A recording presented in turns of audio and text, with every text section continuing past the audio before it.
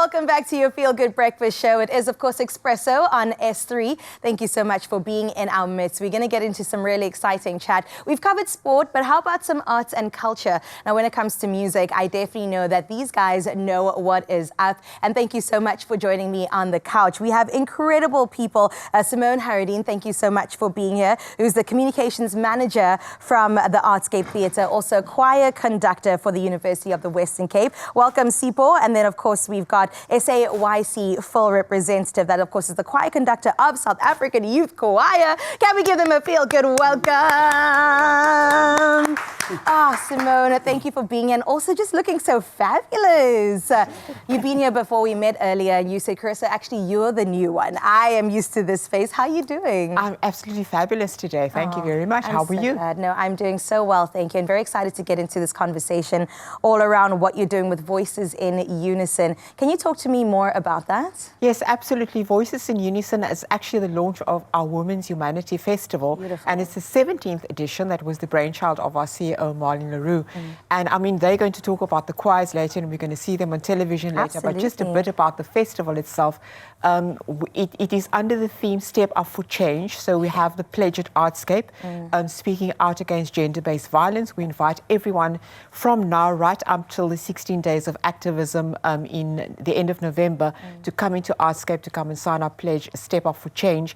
And we're also honouring as our festival icon of the Women's Festival that runs throughout the month of August, the late iconic veteran struggle, Blanche Luguma, the wife of Alex Luguma, but she herself was a struggle veteran in her own rights, that also organised a march for 3,000 nurses against the Nursing Act during the heydays of apartheid. But we've got amazing other programs on the cards as well.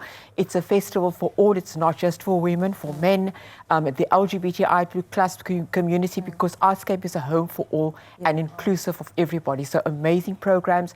There is the Voices in Unison that we're going to see. There's Battered Housewife Clubs, a comedic look at gender-based violence. Sure. There's the AbFab Drag Show with the amazing drag queens. There's the Legends Diva Concerts with the amazing divas such as Celeste Matthews, that's on a bit later, Fancy Galada, Aviva Pelham, directed by Sophia Foster. So there's this amazing host of programs for this entire Women's Festival this month. Oh my goodness. And yes to celebrating women, but also shedding light on something that I think is such a huge epidemic in South Africa, or pandemic. It is something that we've definitely got to highlight, but also perhaps look at it through a different lens. So I love that you are doing that also. I mean, Sipho, can I come to you about nurturing the young voices of the UWC Youth Choir? Can you talk to me more about that journey and the involvement of it all coming together? You know, it's incredible to work with the young people, more especially when they are very talented, very enthusiastic about music. And we are grateful to UWC for creating this opportunity for them, because they are being supported by the residential services, which is led by Mr. Mark Seal. I mean, they are so talented. I mean, you will hear them in a moment, and there's a young man who will be leading the John Legend piece they will be performing.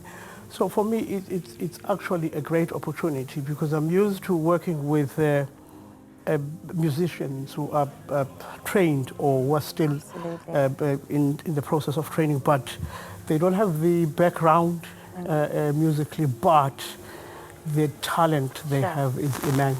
Yeah, and it's interesting how talent can actually take you so far. I mean, do you want to elaborate a little bit more about the impact this has on the communities in the mother city and beyond? Even, because we are doing music, and music, I think it's the only thing that can unite us in the... Thank you.